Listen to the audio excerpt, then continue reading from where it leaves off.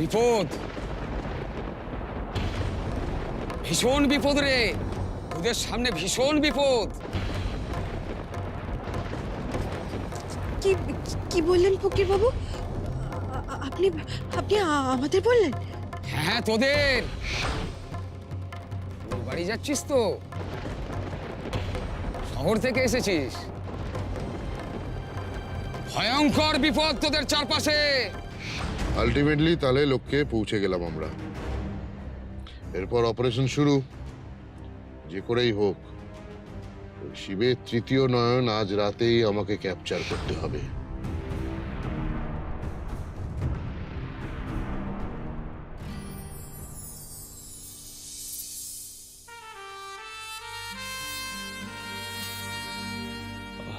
Excuse me, আমাদের নামে booking ছিল, কৃষ্ণরাজ ব্যানার্জির নামে। হ্যাঁ স্যার, 1 মিনিট।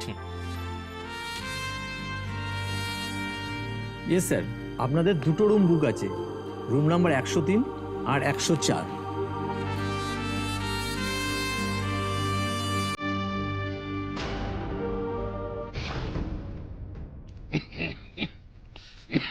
দাদা শুনছেন?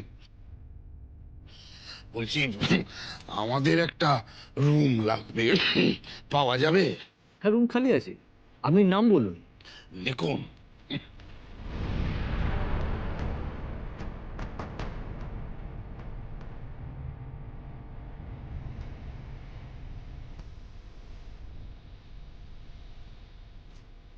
একটা ফুলবাড়ি বেড়াতে এসছেন? হ্যাঁ বেড়াতে, হ্যাঁ ওই আর কি। এই নিন রুমের চাবি। ধন্যবাদ।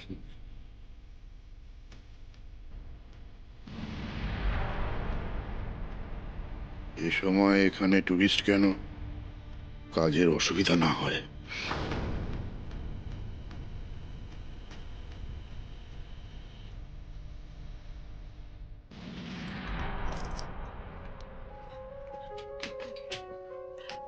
আচ্ছা ম্যানেজার বাবু, এখানে আর কি কি দেখার জায়গা আছে?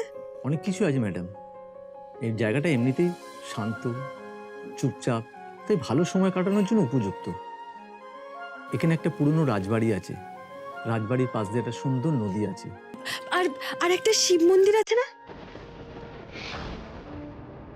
হ্যাঁ, সেই শিব মন্দিরের কথাটাই বলতে যাচ্ছিলাম। অনেক পুরনো মন্দির, তবে শিব মূর্তির একটা বিশেষত্ব আছে। কিরকম? এখানে যে আসল শিব মূর্তি, সেই বিগ্রহের তৃতীয় নয়ন মহা মূল্যবান রত্নখচিত।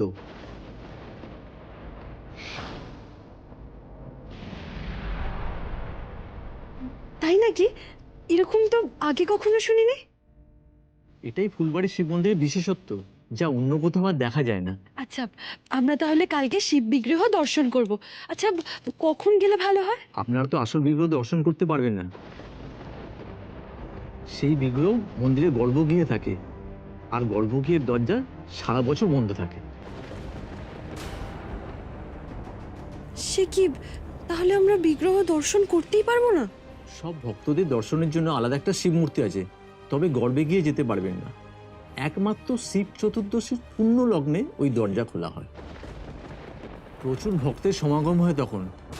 দেশ বিদেশ থেকে প্রচুর লোক আসে পুজো দিতে, আসল বিগ্রহ দর্শনের জন্য।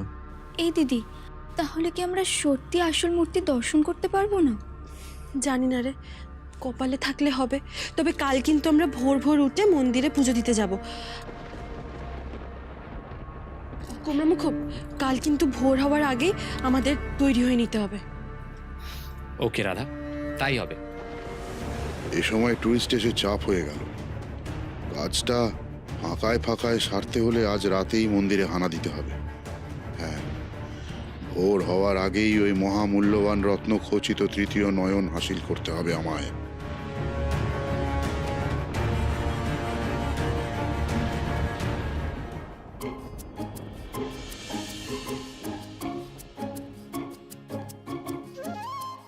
বাহ দিদি, ঘরটা কি সুন্দর সাজানো, তাই না? হ্যাঁ, কাকুন্দি বলেছিল গেস্ট হাউসটা নাকি খুব সুন্দর করে সাজানো গোছানো। হ্যাঁ, আচ্ছা দিদি, চল না ক্রিস দাদের রুমটা একবার গিয়ে দেখে আসি। আরে দাঁড়া দাঁড়া, আগে আগে ফ্রেশ হয়ে নি, তারপর যাব। ঠিক আছে। আচ্ছা দিদি, আমার আর সানুর জন্য তোর আর ক্রিস্তার খুব অসুবিধা হয়ে গেল, তাই না রে? অসুবিধা কেন? না মানে তোদের দুজনকে আলাদা থাকতে হবে, দুজনে একসাথে থাকতে পারবি না, তাই আর কি। আচ্ছা তুই সারা রাত থাকতে পারবি তো ক্রিস্তাকে ছাড়া? এই যে খুব পেকেছো না তুমি, আমি কিন্তু এখনো তোমাকে বকতে পারি, আর না কানটাও মুলে দিতে পারি। দেখো দিদি লাগতে লাগতে লাগতে, আমি আর বলবো না, ছাড় ছাড় প্লিজ, আচ্ছা ছাড় না। আচ্ছা আচ্ছা নে ছাড়লাম। এই তোর লাগেনি তো? দূর, না না।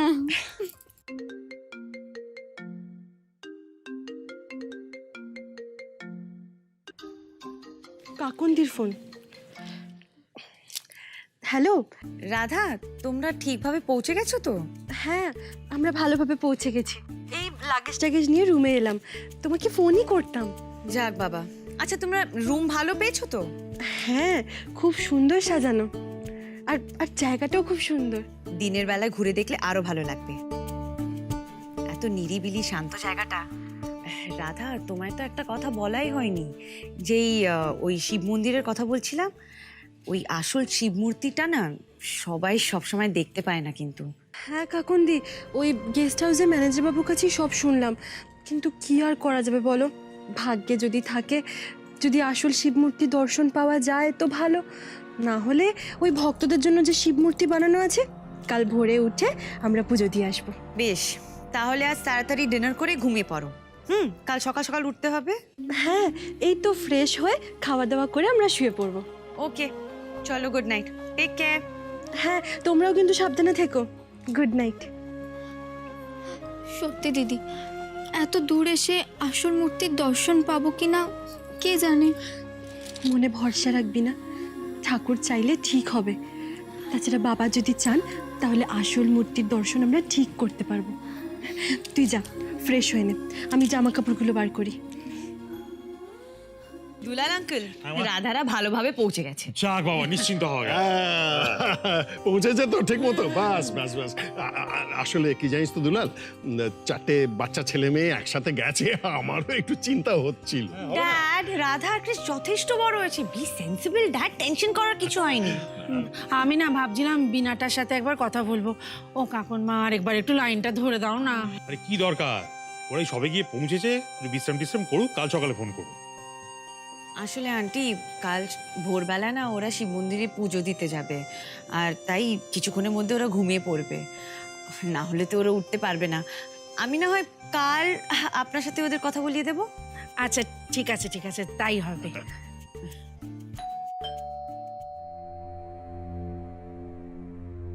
এ কি, এই সময় কে এলো? আমি গিয়ে দেখছি। কেমন আছিস? কি তুই? বড় প্লেজেন্ট সারপ্রাইজ আয়া ভেতরে। আরে গৌরব, এসো এসো এসো, বলো কি খবর, পুজো কেমন কাটলো? আর আঙ্কেল, আমাদের পুজো মানে তো ডিউটি, ওই কাটলো মোটামুটি। আসলে এদিক দিয়ে যাচ্ছিলাম তো ভাবলাম সবার সঙ্গে একটু দেখাই করে যাই, আর তো বসারও সময় নেই, মানে খুব চাপের মধ্যে আছে, এটা দিচ্ছিল ওই জন্য। এই বসার সময় নেই মানে? এই তো এলি, আর এখনই বেরিয়ে যাবার কথা বলছিস? আর বলিস না, একটা বাজে প্রেশার চলছে। আচ্ছা বাই দ্য ওয়ে, কৃষ, রাধা এদেরকে দেখছি না তো? রাধা, ক্রিশ, বিনা, শানু এরা সবাই ঘুরতে গেছে। ও তাই? কোথায়? ওই তো ফুলবাড়ি গেছে, কলকাতা থেকে খুব দূরে নয়। হোয়াট? ওরা ফুলবাড়ি গেছে? কি ব্যাপার গৌরব, তুমি তুমি এরকম চমকে উঠলে কেন? না অ্যাকচুয়ালি ফুলবাড়ি জায়গাটা এই মুহূর্তে সেফ নয়। একটা ইন্টারন্যাশনাল স্মাগলিং টিম ওইদিকেই গেছে বলে আমাদের কাছে খবর এসছে, মানে এই যে আমাদের প্রেশারটা দেখছিস ওই জন্যই। আমাকে হয়তো ওইদিকে যেতে হতে পারে। সে কি বাবা, এসব কি বলছো কি? মানে আমাদের রাধা, আমাদের কোনো বিপদ টিপদ হবে না তো? আই থিঙ্ক এই মুহূর্তে স্মাগলারদের টিমটা নিজেদের মিশন নিয়ে ব্যস্ত থাকবে, তাই আপনারা তবু রাধা আর কৃষকে একটু সাবধানে থাকতে বলবেন, মানে একটু সতর্ক থাকে যেন।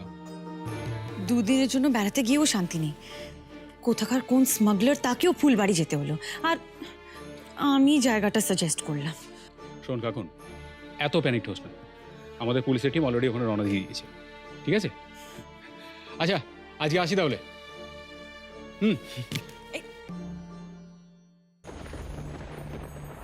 এই কিছু একটা পড়ে গেছে।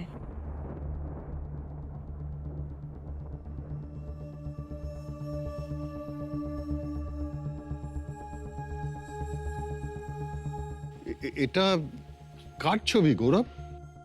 এই তো সেই কুখ্যাত স্মাগলার রুমি, যার সন্ধানে আমরা আছি।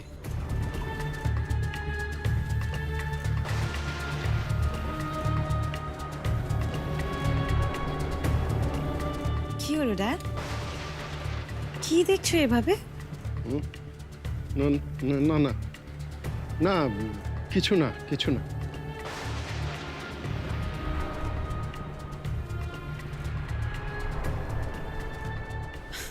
বলো না ড্যাড, কি ভাবছো? ছবিটা এভাবে দেখছো যে? মানুষজন এখন কত সহজে কত খারাপ খারাপ কাজ করে, এত বেআইনি কাজ। কোন বাড়ির ছেলে কে জানে, ভাবতেও সত্যি বড় খারাপ লাগে।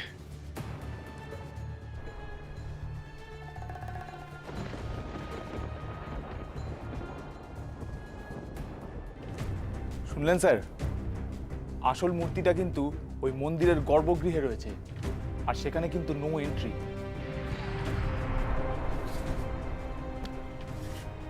রোমির ডিকশনারিতে নো এন্ট্রি জোন বলে কিছু হয় না। রমি, যাকে কিনা ইন্টারপোলও হন্যে হয়ে খুঁজছে। রমি, কুখ্যাত স্মাগলার, যে কিনা অনায়াসে দেশের বাইরের পুলিশ আর আইন ব্যবস্থাকে ঘোল খাওয়াতে পারে। তার জন্য পৃথিবীর কোথাও নো এন্ট্রি হতে পারে না।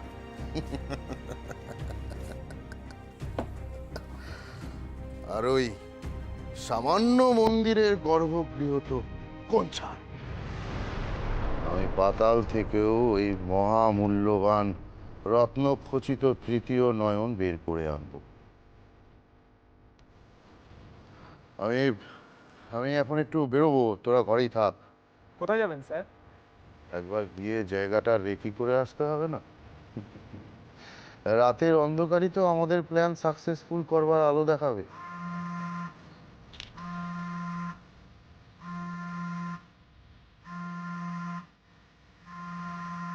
এসে গেছে রুম নাম্বার 107। চলে এসো।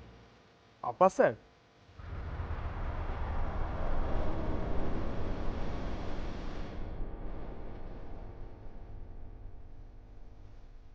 আব্বাস মাস্টার, ক্লাসটা আমার লেট হয়ে গেল। আসলে এদিকে যা পুলিশ চেকিং না। কোনো অসুবিধা নেই, তুমি একদম ঠিক সময় এসেছো। আজ রাতেই আমাদের অপারেশন। কলকাতা সার্কেলে তোমার নাম তো পুলিশের মোস্ট ওয়ান্টেডে একদম উপরের দিকে আছে। আসার সময় সাবধানে এসেছো তো? আপনার কাছে ট্রেনিং নিয়েছি মাস্টার, পুলিশকে কি করে বোকা বানাতে হয় সেটা তো আপনার কাছেই শেখা। আপনি আমার বস, আপনি আমার মেন্টার। আরে থাক থাক, কলকাতার এত কাছে এত বড় একটা অপারেশন, তাই তোমার কথাটাই প্রথমে মাথায় এলো। এখন বলুন আমরা কিভাবে এগোব? যাই, আমি এখন একবার জায়গাটার রেকি করে আসি। তুমি ওদের সঙ্গে ঘরেই ওয়েট করো। ডেভিড, ওই যে প্ল্যানটা ছকা আছে ওকে একটু ভালো করে বুঝিয়ে দে। আমি যাই, জায়গাটা খুব ভালো করে দেখতে হবে যাতে অপারেশনটা খুব স্মুথলি হয়। ওই দুর্মূল্য রত্ন আমি $1 বিলিয়ন বিক্রি করব বিদেশে।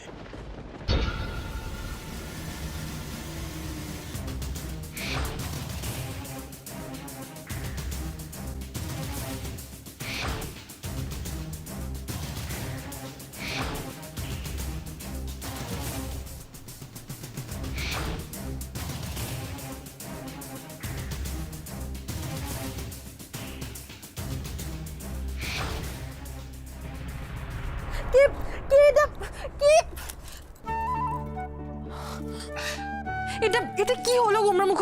একটু হলে আমার একেবারে আত্মারাম খাঁচা ছাড়া হয়ে যেত। আত্মারাম? Who is Atmaram? উফ বাবা, আত্মারাম মানে হলো প্রাণটা, মানে আমার প্রাণটা না একেবারে বেরিয়ে যেত। কি নাকি আমার চোখটা এভাবে চেপে ধরলো, আমি তো ভয় পেয়ে গেছিলাম। কে, কার এত সাহস যে আমার বউয়ের ধারে কাছে আসবে? আমিও দেখি। এসেছে একেবারে বীর পালোয়ান। পালোয়ান কিনা দেখবে, কারোর ক্ষমতা থাকলে আসুক। কৃষ ব্যানার্জি বুঝে দেবে সে কে। আমার বউয়ের দিকে তাকানোর ফল কি হতে পারে ভালো করে বুঝিয়ে দেব। আচ্ছা আচ্ছা বাবা, বুঝেছি, কিন্তু এবার ছাড়ো তো। বিনা বাথরুমে গেছে, ও বাথরুম থেকে বেরিয়ে এভাবে দেখলে কি ভাববে বলো তো? ভাবুক না, আমি নিজের বউয়ের সাথে একটু রোমান্সও করতে পারবো না? বেড়াতে এসছি, তাও আলাদা থাকছি। আর একটু সময় তো আমার আর তোমার জন্য থাকবে, শুধু তুমি আর আমি। কি কি যে করো না তুমি, যখন তখন যা কিছু করে ফেলো।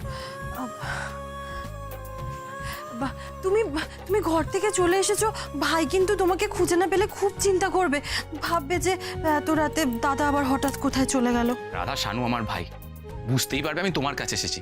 দেখছো না ও বিনাকে এখন থেকে কেমন চোখে হারাচ্ছে। সত্যি ভাই আর বিনার মধ্যে বেশ একটা মিষ্টি বন্ধুত্ব তৈরি হয়েছে, আমার তো খুব ভালো লাগছে। ওরা ওরা এইটুকু সময়ের মধ্যে কত ভালো বন্ধু হয়ে গেছে। না রাধা না, শুধু বন্ধু নয়, আরো বেশি কিছু। রাধা, আমি খুব খুশি বিনার জন্য আর শানুর জন্য।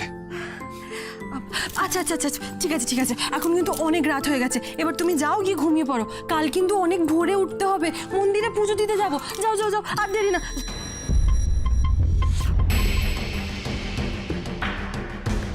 কে কে ওখানে? কি হলো রাধা, কি হলো? গুমরামুখ, আমি আমি এক্ষুনি কাকে একজনকে দেখলাম, মনে হলো যেন কোনো একটা ছাওয়া সরে গেল। তুমি দাঁড়াও, আমি দেখছি।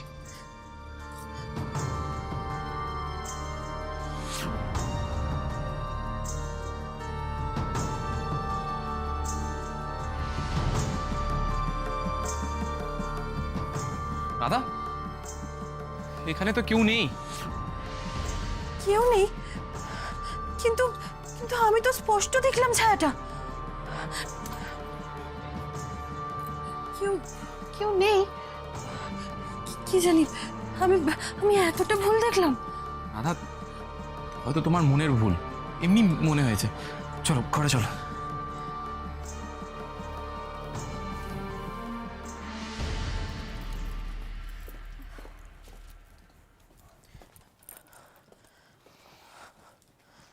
ও ক্রিস্তা, বউকে একা পেয়ে বুঝি গল্প করতে এসেছো? ইস, আমি যদি আগে তোমার গলার আওয়াজটা পেতাম তাহলে বাথরুমে আরো কিছুক্ষণ থাকতাম। আরে না না বিনা, আমি তো দেখতে এসেছিলাম এখানে সব ঠিকঠাক আছে কিনা। এসে দেখলাম তোমার দিদি ভয় টয় পেয়ে কি অবস্থা দেখো। যা বাবা, ভয় পাবো না নাকি? এমনিতেই তো অচেনা জায়গা, তারপর ওরকম অদ্ভুত ছায়া দেখে তো যে কারোর ভয় লাগবে। তার উপর ওই ফকির বাবার কথাটা আমি এখনো ভুলতে পারিনি। ও রাধা, আবার সেই কথা? ফকির বাবা? সেটা আবার কে? আর বলো না বিনা, তখন আমরা চা খেতে নেমেছিলাম, একটা পাগল ফকির ওই বিপদ বিপদ এসব ভোগাস কথাবার্তা বলছিল। ভীষণ বিপদ রে, ওদের সামনে ভীষণ বিপদ। আর সেই সব শুনে রাধা তখন থেকে ভয় টয় পেয়ে। এই দিদি, তুই ভয় পাচ্ছিস কেন? ক্রিসদা তো আছে তোর সঙ্গে। Yes madam, I am always there at your service. যাই হোক, আচ্ছা গোমরামুখ, কি হচ্ছেটা কি বলো তো? এবার কি তুমি যাবে? ওকে চলো, গুড নাইট। Good night. সত্যি দিদি, ক্রিস্তা কিন্তু তোকে খুব ভালোবাসে। এরকম হাজবেন্ড পাওয়া কিন্তু লাকের ব্যাপার। হ্যাঁ, সে তো বুঝলাম, কিন্তু আমার এই বোনটার জীবনেও কি একটা ভালোবাসা মানুষের দরকার নাকি? কি যে বলিস না। আচ্ছা শুনবি না, আমি কিন্তু হচ্ছি তোর দিদি। হ্যাঁ, তোর দিদির চোখ কিন্তু তুই কিছুতেই এড়াতে পারবি না। আচ্ছা আচ্ছা আচ্ছা আচ্ছা, আমি কি কিছু ভুল বললাম? তবে আমি না একটা কথা ভাবছি, আমার এই বোনটা যদি আমার ছোট যা হয় তাতে কিন্তু আবার কোনো আপত্তি নেই, উল্টে আমি তো আনন্দে নাচবো। বাবা একেবারে